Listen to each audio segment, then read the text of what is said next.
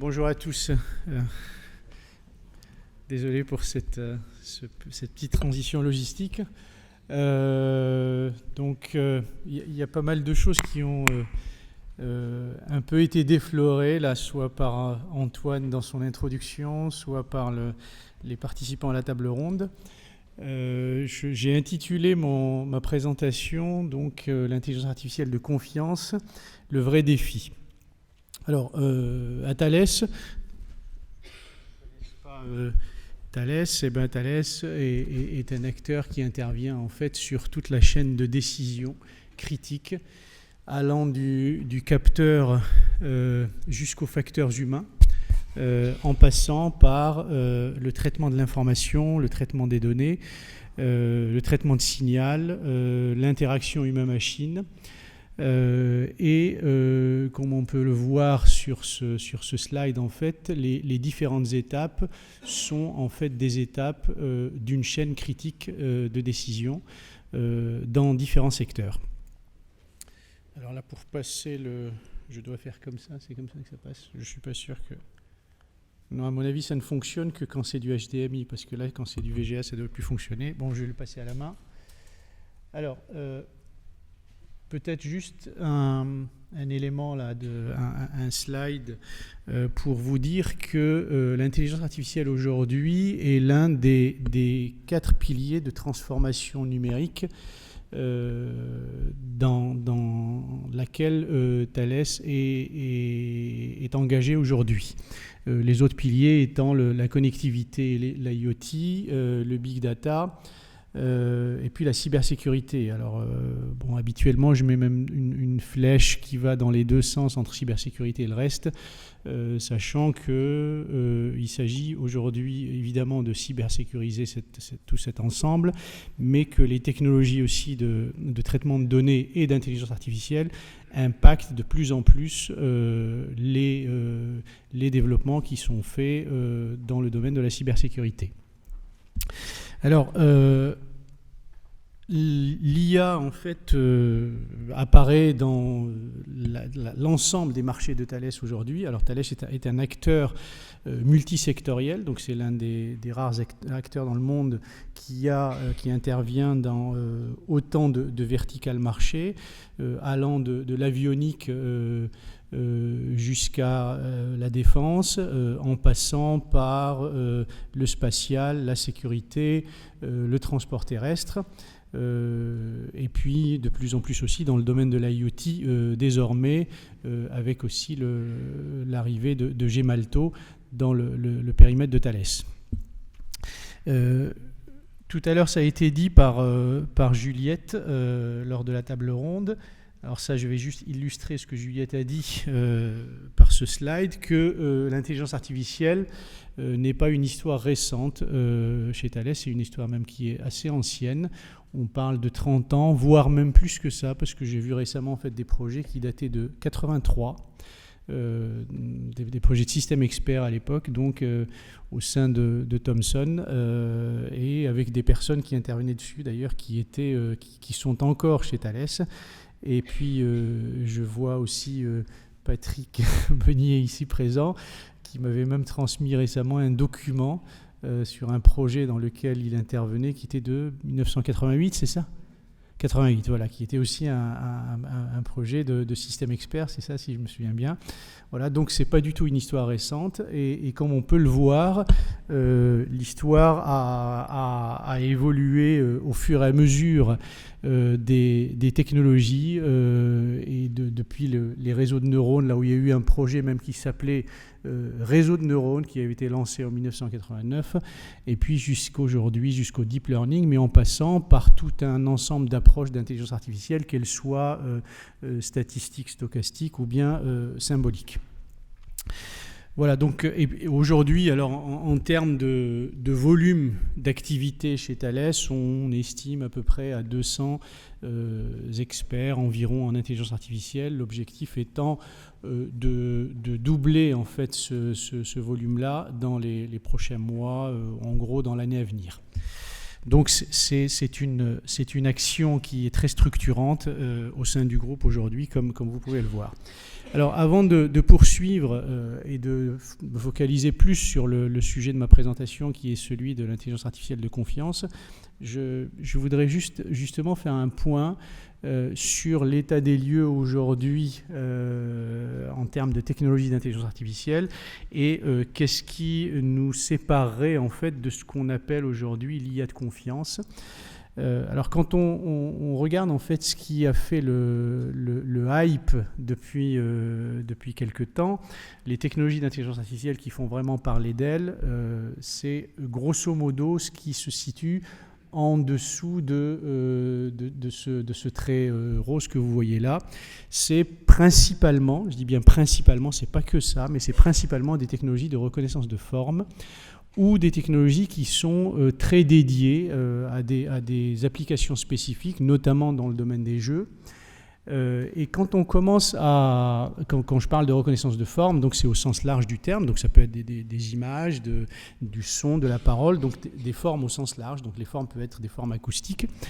Et quand on commence à penser à des aptitudes plus cognitives, je dirais, qui peuvent être justement la projection de ce qu'on peut avoir à l'esprit lorsqu'on pense à des systèmes intelligents, donc des choses telles que le dialogue naturel humain-machine, telles que la capacité de raisonnement, telles que la représentation de sens commun, telles que l'explicabilité des comportements, voire de l'apprentissage non supervisé, on est en droit de se poser la question, est-ce qu'il y a un continuum entre ce qu'on sait faire aujourd'hui, donc ces technologies-là, et puis ces aptitudes, ou bien est-ce qu'il y a un plafond de verre et il faudrait sans doute penser à autre chose. Alors évidemment, la réponse n'est pas blanc ou noir, elle est relativement nuancée. Maintenant, si on me pousse dans mes retranchements, je dirais il y a quand même un plafond de verre et qu'il faudrait considérer d'autres technologies en intelligence artificielle, notamment des technologies de représentation explicite des invariants du comportement intelligent, pour faire court. Alors, lorsqu'on pense aussi à des technologies aujourd'hui de reconnaissance de forme, donc de machine learning, de deep learning, etc., ça a été dit tout à l'heure, ces technologies, évidemment, elles présentent des performances qui sont absolument remarquables et sur lesquels il faudrait s'appuyer, y compris dans la construction de systèmes dits critiques, point sur lequel je vais revenir. Cependant, il y a quand même un ensemble de vulnérabilités qu'il faut traiter. Ça a été évoqué tout à l'heure, on a parlé du syndrome boîte noire notamment, qui fait que les technologies de deep learning en particulier ne sont pas nécessairement explicables au sens de la présentation, on va dire, du déroulement d'un processus ou de la prise d'une décision ou une recommandation avec des concepts qui sont intelligibles par un humain.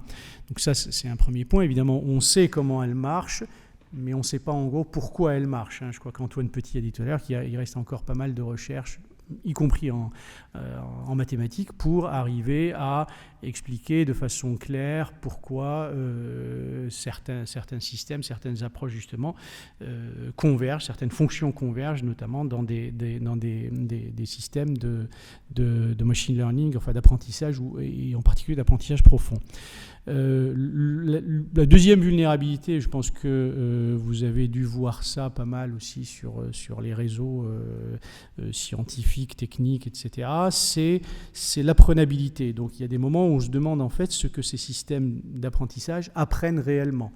Est-ce qu'elles apprennent réellement ce qu'on veut qu'elles apprennent? Donc, il est arrivé un certain nombre de fois où on pensait qu'un système apprenait une image, par exemple, et en réalité, il apprenait l'arrière-plan de l'image et pas l'image elle-même. Donc ça, c'est les cas que vous connaissez sans doute, ou un certain nombre d'entre vous connaissent. C'est les cas de systèmes qui sont censés reconnaître un lion qui est dans une savane, et puis à un moment donné, si on a présenté une vache avec un arrière-plan qui était une savane, et évidemment le système a dit bah oui, c'est un lion. Alors je dis souvent c'est flatteur pour la vache, mais c'est pas complètement, c'est pas tout à fait ce qu'on attendait. Donc il y a en fait cette question de ce qui est réellement appris qui reste en fait quand même aussi une vraie question technique et scientifique aujourd'hui. Et en fait, c'est déjà arrivé par le passé. J'ai vu il y a quelque temps en fait qu'il y avait un système connexionniste qui était utilisé par le département de défense américain pour reconnaître des chars russes. C'était juste avant la fin de la guerre froide, donc c'est l'histoire des réseaux de neurones n'est pas une histoire récente, comme vous pouvez le constater. Et en fait, le système fonctionnait bien jusqu'au jour où il y a un des experts du système qui revenait de vacances et en fait qui présente une de ses photos de vacances au système qui dit c'est un char russe, alors que c'était une photo de plage. On s'était un peu étonné, mais comment ça se fait, alors qu'on avait vraiment l'impression qu'il était assez performant. On lui a présenté une deuxième photo et il a dit oui, c'est encore un char russe. On commençait quand même à s'étonner sur la réalité de la performance du système. Et quand on a été regarder d'un peu plus près la manière dont il faisait sa classification et sa discrimination, on s'était rendu compte en fait que le système prenait pour char russe tout ce qui était flou, parce que les photos qui étaient prises par satellite en fait, des chars russes, c'était des photos floues. Il se trouve que l'expert du système qui est revenu avec ses photos de vacances était sans doute un piètre photographe, et ces photos étaient floues, donc tout ce qui était flou pour le système était un char russe. Donc voilà, ça pose question en fait de savoir quels sont les critères, ce qu'on appelle les features justement, les caractéristiques qu'un système à base d'apprentissage utilise pour apprendre. Une troisième vulnérabilité, c'est la possibilité de leurrage de ces systèmes. Vous le savez aussi, vous avez dû le voir sur Internet aussi, comment est-ce qu'on peut, en maquillant légèrement quelques pixels sur une image de manière non perceptible par l'œil humain, ou même parfois perceptible, mais qui fait pas, le maquillage ne fait absolument aucune différence pour l'humain en termes de ce qu'il est censé reconnaître comme image, et le système bascule complètement d'une classe à une autre. Alors dans un certain nombre de cas, c'est pas forcément critique, comme lorsqu'il confond un chihuahua avec un muffin, ça c'est un système chinois. Je dis souvent qu'en Chine, ça peut se confondre dans l'assiette, mais enfin, bon, c'est quand même un peu gênant. Mais enfin, lorsque le système confond un panneau de signalisation de stop avec un panneau de limitation de vitesse à 80 à l'heure, donc la situation devient un peu plus problématique lorsqu'on a mis un tout petit post-it sur le panneau de limitation de vitesse. Ou le panneau de stop, pardon. Et l'un des problèmes, en fait, le problème technique qu'il y a là, le problème ou la raison technique ou scientifique, c'est que la puissance justement des systèmes à base d'apprentissage, c'est la capacité de manipuler en fait des objets qui sont dans des espaces à très grande dimension. Et plus on augmente le nombre de dimensions, évidemment, plus c'est quelque chose qui devient non intelligible pour un humain. Et plus, en fait, les points dans ces espaces-là deviennent très proches les uns des autres, et on peut basculer d'une classe à l'autre relativement facilement, si j'ose dire. Il suffit de savoir, il faut être un peu expert quand même du sujet, de savoir où est-ce qu'il faut taper, sur quelle pente du gradient pour faire basculer en fait le système d'une classe à l'autre. Et c'est pour ça qu'il peut basculer d'une classe de panneaux de stop à une classe de panneaux de limitation de vitesse à 80 à l'heure. Donc tout ça fait que, comme je disais tout à l'heure, ça n'enlève absolument rien à la performance des systèmes stochastiques d'intelligence artificielle, mais il faut être conscient en fait de ces problèmes, de ces écueils aujourd'hui, et surtout lorsqu'on veut utiliser ces systèmes-là dans des contextes dits critiques.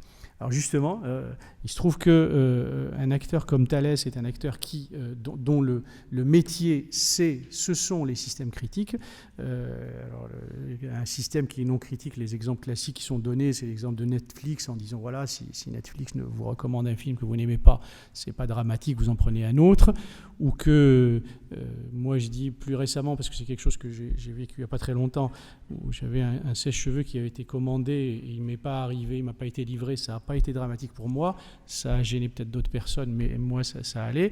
Mais enfin, lorsque vous prenez un avion, sachant que 2 vols sur 3 dans le monde sont supervisés par des systèmes Thales, donc des systèmes de gestion de trafic aérien, si ces systèmes-là intègrent de l'intelligence artificielle, il vaut mieux que d'une manière ou d'une autre, ils aient été validés, vérifiés, qualifiés, etc. Donc lorsqu'on s'intéresse en fait à de l'IA pour les systèmes critiques, on est sur des exigences qui sont parfois sensiblement différentes de l'IA qui peuvent être faites dans un cadre de, comme on dit, de B2C, donc de business to consumer, donc vers l'utilisateur final, donc d'applications que vous téléchargez sur votre smartphone, que vous testez, elle marche pas, c'est pas grave, enfin elle finit par marcher, mais enfin c'est pas très gênant. Dans un premier temps, on est beaucoup plus dans une approche de type test and learn, comme on dit aujourd'hui, que pour des systèmes critiques où on n'a pas la possibilité de dire tiens, je vais essayer, mais si ça marche pas, je recommence, parce que des fois on n'a pas la possibilité d'essayer 2 fois. Et alors ce slide-là, c'est simplement pour dire que, c'est surtout le deuxième point qui est important, c'est que il y a des études qui sont faites en ce qu'on appelle le ratio entre l'effet wow, donc l'effet je suis impressionné par ce système, et l'effet que les Américains appellent WTH, what the hell, donc quel enfer, et qu'on peut en fait basculer de l'un à l'autre relativement rapidement. Si vous avez un assistant personnel qui est censé vous dire des bonnes choses et vous recommander des actions que vous devez faire, il peut être assez impressionnant dans sa façon de se comporter jusqu'au jour où vous devez prendre un avion, il vous recommande de partir à une certaine heure et que vous lui faites confiance et puis vous finissez par rater votre vol, et tout de suite les choses ne sont plus du tout pareilles et là vous basculez de l'autre côté. Et donc du coup en fait la confiance qu'on peut avoir dans des systèmes d'intelligence artificielle peut être quelque chose de relativement sensible, si j'ose dire. Et puis, je disais même par le passé que ce type de confiance se gagne par goutte et se perd par saut. Donc, en fait, on peut très rapidement perdre la confiance qu'on peut avoir dans un système. Et c'est pour ça que certaines caractéristiques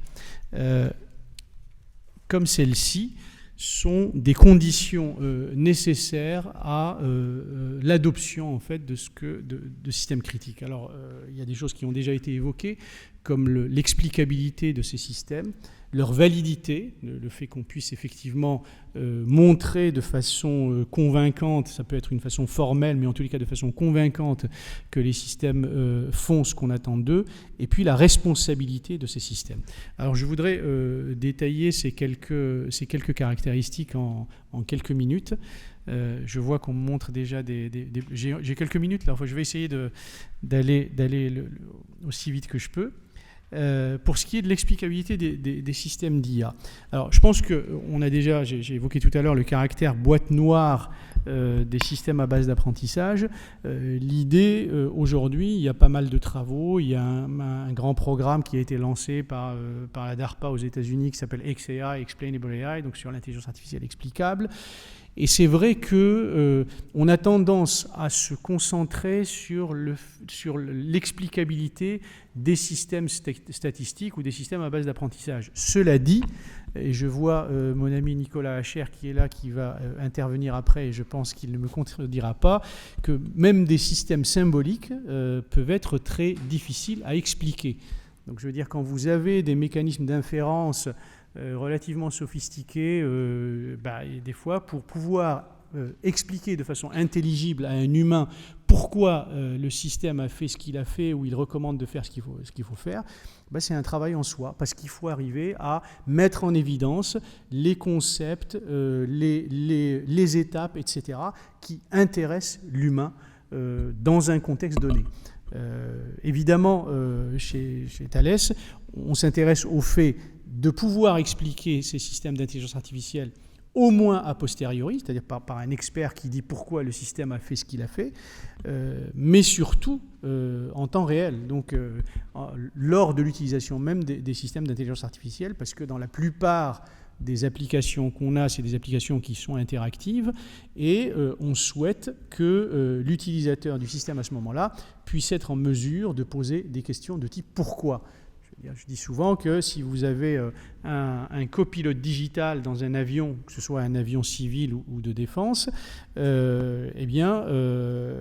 à un moment donné le copilote digital recommande de tourner, de virer de 45 degrés dans 30 miles, le pilote doit être en droit de pouvoir poser la question pourquoi je dois faire ça, surtout s'il a prévu de faire le contraire ou de faire autre chose, et que le système puisse répondre parce qu'il y a une menace, parce qu'il y a un orage, parce qu'il y a telle ou telle chose, et non pas parce que le paramètre numéro 9200 se trouve au seuil numéro tant. Donc, parce que voilà. Et c'est ça, en fait, c'est la différence entre le fait d'expliquer donc, avec des mots et donc des concepts qui sont adaptés à un contexte donné et qui sont intelligibles par un humain, et le fait de tracer, de retracer ou de donner la trace d'un raisonnement ou d'une inférence ou d'un calcul. Et donc l'explication n'est pas le fait de donner la trace d'un calcul. Alors, deuxième propriété que j'ai évoquée, c'est la validité des systèmes. Alors, la validité des systèmes, c'est quelque chose qui est fortement lié à la notion de sûreté de fonctionnement, ou voire de sécurité des systèmes. Donc, prouver la validité d'un système, c'est montrer que le système, ou démontrer, donc ça peut être montrer ou démontrer que le système fait ce qu'il est censé faire, tout ce qu'il est censé faire et que ce qu'il est censé faire. Donc je dis souvent, c'est comme en justice, c'est la vérité, toute la vérité et rien que la vérité. Donc les gens qui font des maths ou qui font de la logique connaissent ça en disant ok, il y a les notions de complétude, de consistance des systèmes, parce qu'on peut très bien avoir un système qui fait tout ce qu'il est censé faire, mais qu'il ne fait pas que ce qu'il est censé faire. Il fait tout ce qu'il est censé faire et puis d'autres choses qui sont non désirables. Ou à l'inverse, il peut faire que ce qu'il est censé faire, mais pas tout ce qu'il est censé faire. Donc la complétude serait perdue dans ce cas-là. Alors je pense que, je crois qu'Antoine Petit a évoqué tout à l'heure, il a même souligné l'importance des spécifications. Je pense effectivement qu'on est dans un monde aujourd'hui, évidemment, de foisonnement d'applications numériques, etc., où la notion de spécification des applications n'est plus quelque chose qui est vu en fait comme une étape indispensable à la conception d'un algorithme ou à l'implémentation ou l'implémentation d'un programme. Mais je pense que pour les systèmes critiques, ce n'est pas du tout le cas. Je veux dire, lorsqu'on développe un système critique, il est important de disposer des spécifications de ce système et que ces spécifications soient claires. Si on veut vérifier justement qu'un système fait ce qu'on attend de lui, cela revient à vérifier qu'il y a une conformité entre ce que le système est censé faire et ce qu'il fait réellement. Alors,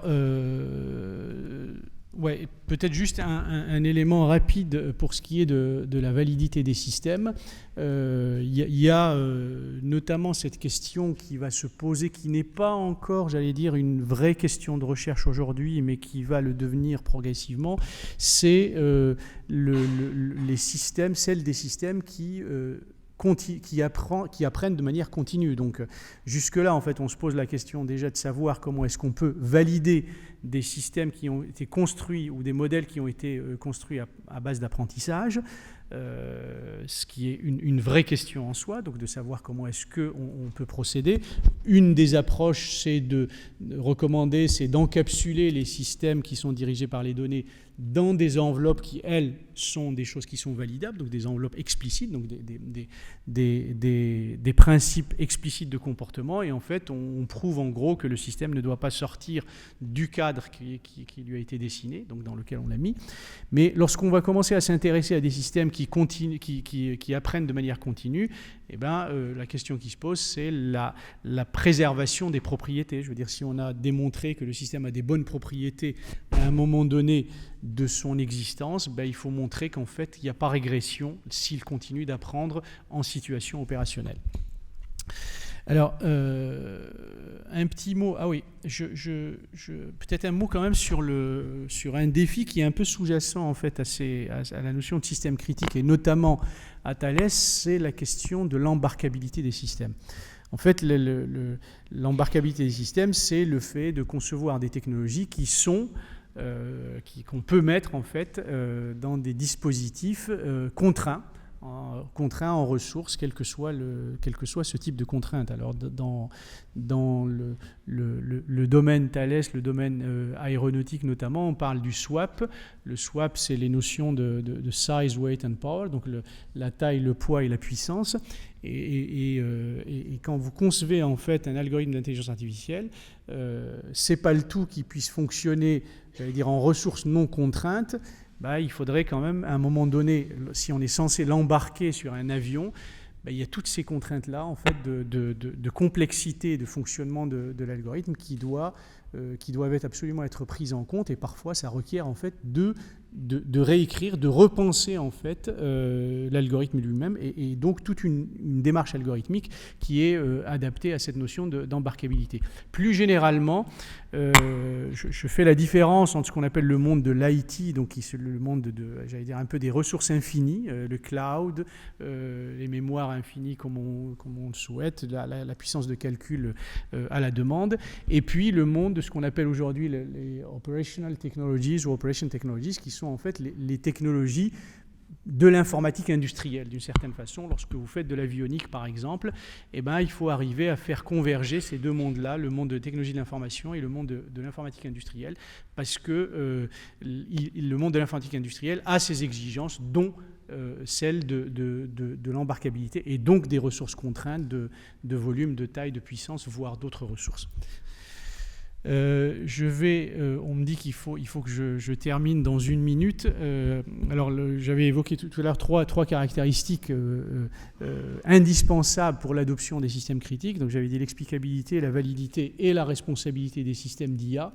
La responsabilité des systèmes d'IA, c'est la conformité des systèmes à des principes qui peuvent être des principes éthiques, qui peuvent être des principes légaux, des normes, des standards, etc. Et je crois que ce matin, Antoine a parlé de la qualification des données. Comment est-ce qu'on fait pour minimiser les biais dans un corpus d'apprentissage? Évidemment, le modèle qui résulte d'un apprentissage à partir d'un ensemble de données, et il intègre d'une certaine façon, je veux dire, il devient lui-même les données qu'il a apprises d'une façon ou d'une autre. Et donc, s'il y a des biais dans les données, le système va embarquer ces biais-là de façon naturelle, si j'ose dire. Donc, en fait, un des défis, c'est l'équilibrage des corpus de données. Comment faire qu'un corpus de données ait un minimum de biais. Encore faut-il arriver à identifier les biais, savoir quels biais on veut minimiser, etc. Et une façon de minimiser les biais, c'est d'introduire des nouvelles données qui peuvent être des données synthétiques, par exemple.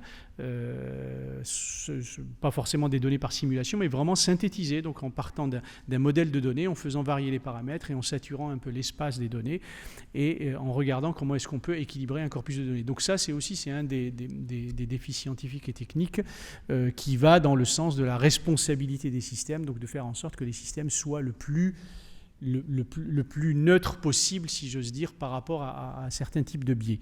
Et évidemment, l'approche qu'on a aussi à Thales, c'est de travailler sur cette conformité par construction. Donc, dès la construction des systèmes, qu'on ait effectivement des principes, entre guillemets, qui sont natifs à ces algorithmes-là et qui fait que ces algorithmes vont pouvoir se conformer à certaines lois, certains principes légaux ou certains principes éthiques à spécifier évidemment par l'utilisateur ou l'application qui va utiliser ces systèmes-là. Voilà, je pense que je vais passer, je voulais parler de ça, mais je vais passer. Ça, c'était juste quand même pour dire que, évidemment, les expertises requises aujourd'hui en IA sont de la data science, c'est ce qu'on appelle la data-driven AI, d'un côté, l'IA symbolique de l'autre, et puis entre les deux, l'IA hybride qui va combiner ces deux approches. Et en programme transverse, on est vraiment sur ce que j'ai appelé l'IA de confiance avec les conditions que j'ai détaillées, et puis l'humain, le dialogue humain-intelligence artificielle qui est un élément fondamental aujourd'hui dans des applications à Thales en particulier pour l'adoption des technologies d'intelligence artificielle dans nos applications, sachant que l'humain reste d'une manière ou d'une autre dans la chaîne de responsabilité et plus particulièrement, je dirais, si je veux être un peu plus précis, dans le processus de décision. Voilà, donc je vais sans doute m'arrêter là. Ça a été dit tout à l'heure aussi au début que si l'IA fait quelque chose de bien, c'est qu'elle nous fait aujourd'hui nous poser des questions aussi sur nos propres fonctionnements, nos propres comportements. Et je pense que ça, c'est probablement une contribution à l'évolution aussi de la société humaine et de la manière dont l'humain, en fait, conçoit ses propres comportements d'un point de vue éthique et d'un point de vue, d'ailleurs, d'un point de vue interactif avec le reste de la société également. Je crois que je vais m'arrêter là. Voilà, je vais m'arrêter là. Et puis, si vous avez 1 ou 2 questions, bienvenue. Voilà, merci.